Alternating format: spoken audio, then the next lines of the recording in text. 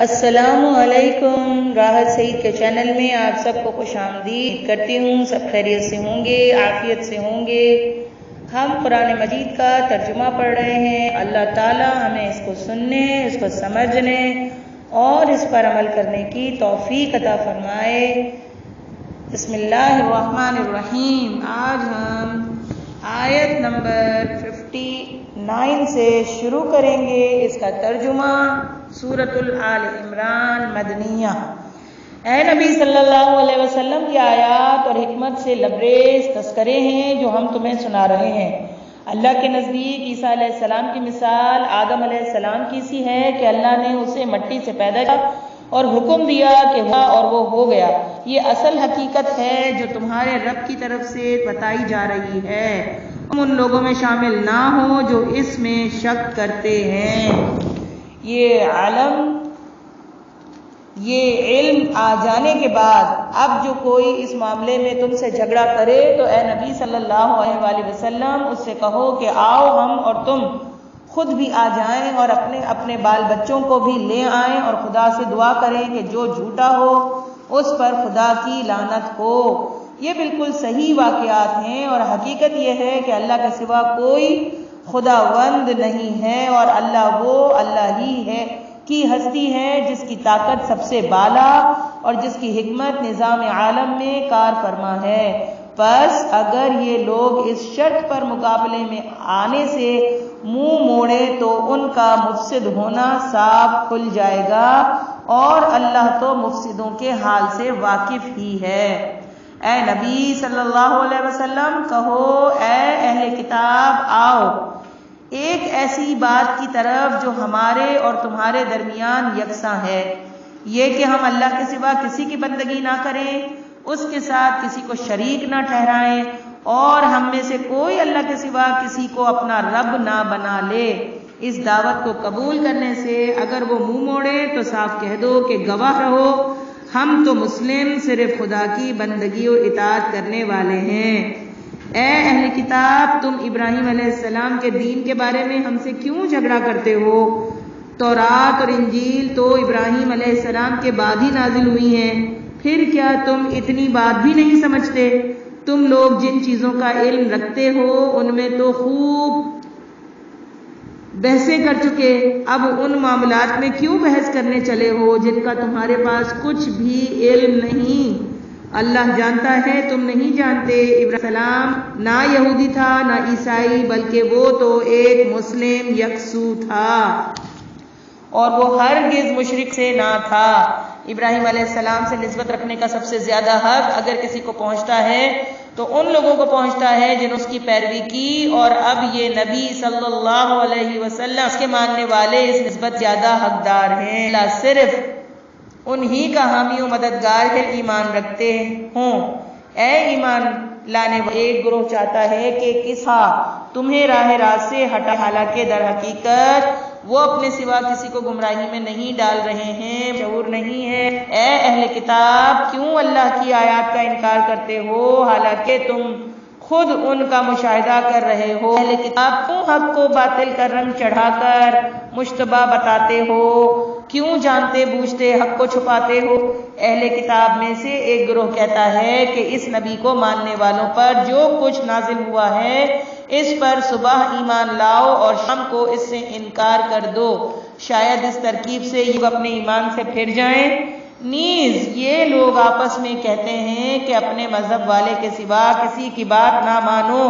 اے نبی صلی اللہ علیہ وسلم ان سے کہہ دو کہ اصل میں ہدایت تو اللہ کی ہدایت ہے اور یہ اسی کا دین ہے کہ کسی کو وہی کچھ دے دیا جائے ابھی تم کیا گیا تھا، یا یہ کہ دوسروں کو تمہارے رب کے حضور پیش کرنے کے لیے تمہارے خلاف قوی حجت مل جائے۔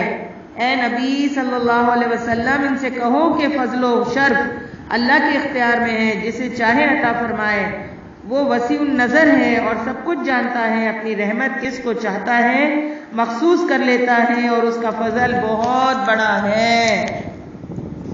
کتاب میں کوئی تو ایسا ہے کہ اگر تم اس کے اعتماد پر مال و دولت کا ایک ڈھیر بھی دے دو تو وہ تمہارا مال تمہیں ادا کرا، اور کسی کا حال یہ ہے کہ اگر تم نار کے معاملے میں بھی اس پر بھروسہ کرو تو وہ ادا نہ کرے گا الا یہ کہ تم اس کے سر سوار ہو جاؤ۔ ان کی اس اخلاقی حالت کا سبب یہ ہے کہ وہ کہتے ہیں امیوں غیر یہودی لوگوں کے معاملے میں ہم پر کوئی مواخذہ نہیں ہے، اور یہ بات وہ محض جھوٹ گھڑ کر اللہ کی طرف منسوب کرتے ہیں، حالانکہ انہیں معلوم ہے ایسی کوئی بات نہیں فرمائی ہے۔ آخر یہ کیوں ان سے باز پرس نہ ہو؟ جو بھی اپنے عہد کو پورا کرے گا اور برائی سے بچ کر رہے گا وہ اللہ کا محبوب بنے گا، کیونکہ پرہیزگار لوگ اللہ کو پسند ہیں۔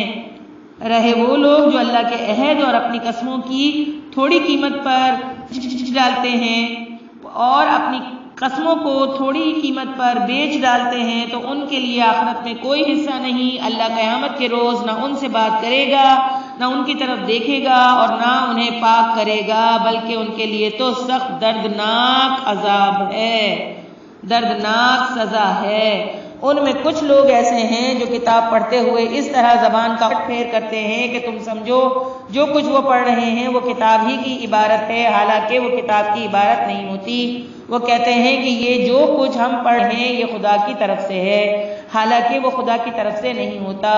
وہ جان بوجھ بات اللہ کی طرف منسوب کر دیتے ہیں۔ کسی انسان کا یہ کام نہیں ہے کہ اللہ اس کو کتاب اور حکم اور نبوت عطا فرمائے اور وہ لوگوں سے کہے کہ اللہ کی بجائے تم بن جاؤ۔ وہ تو یہی کہے گا کہ سچے ربانی بنو، جیسا کہ اس کتاب کی تعلیم کا تقاضا ہے جسے تم پڑھتے اور پڑھاتے ہو۔ وہ تم سے ہرگز یہ نہ کہے گا کہ فرشتوں کو یا پیغمبروں کو اپنا رب بنا لو۔ کیا یہ ہے کہ تمہیں کفر کا حکم دے جبکہ تم مسلم ہو؟ یاد کرو اللہ نے پیغمبروں سے عہد لیا تھا کہ آج میں نے تمہیں کتاب اور حکمت و دانش سے نوازا ہے، کل اگر کوئی دوسرا رسول تمہارے پاس اسی تعلیم کی تزکیہ ہوا آئے جو پہلے سے تمہارے پاس موجود ہے تو تم کو اس پر ایمان لانا ہوگا اور اس کی مدد کرنی ہوگی۔ یہ ارشاد فرما کے اللہ نے پوچھا کیا تم اس کا اقرار کرتے ہو اور اس پر میری طرف سے عہد کی بھاری ذمہ داری اٹھاتے ہو؟ انہوں نے کہا ہاں ہم اقرار کرتے ہیں۔ اللہ نے فرمایا اچھا تو گواہ رہو اور میں بھی تمہارے ساتھ گواہ ہوں۔ اس کے بعد جو اپنے عہد سے پھر جائے وہی فاسق ہے۔ اب کیا یہ لوگ اللہ کی اطاعت کا طریقہ دین اللہ چھوڑ کر کوئی اور طریقہ چاہتے ہیں؟ حالانکہ آسمان و زمین کی ساری چیزیں چاروں ناچار اللہ ہی کی تابع فرمان مسلم ہیں اور اسی کی طرف سب کو پلٹنا ہے۔ اے نبی صلی اللہ علیہ وسلم کہو کہ ہم اللہ کو مانتے ہیں، اس تعلیم کو مانتے ہیں جو ہم فاضل کی گئی ہے، ان تعلیمات کو بھی مانتے ہیں جو ابراہیم علیہ السلام، اسماعیل علیہ السلام، اسحاق علیہ السلام، یعقوب علیہ السلام اور اولاد یعقوب علیہ السلام پر نازل ہوئی تھی، اور ان ہدایات پر بھی ایمان رکھتے ہیں جو موسیٰ علیہ السلام اور عیسیٰ علیہ السلام اور دوسرے پیغمبروں کو ان کے رب کی طرف سے دی گئیں۔ ہم ان کے درمیان فرق نہیں کرتے اور ہم اللہ کے تابع فرمان مسلم ہیں۔ اس فرما برداری اسلام کے سوا جو شخص کوئی اور طریقہ اختیار کرنا چاہے اس کا وہ طریقہ ہرگز قبول نہ کیا جائے گا اور آخرت میں وہ ناکام و نامراد رہے گا۔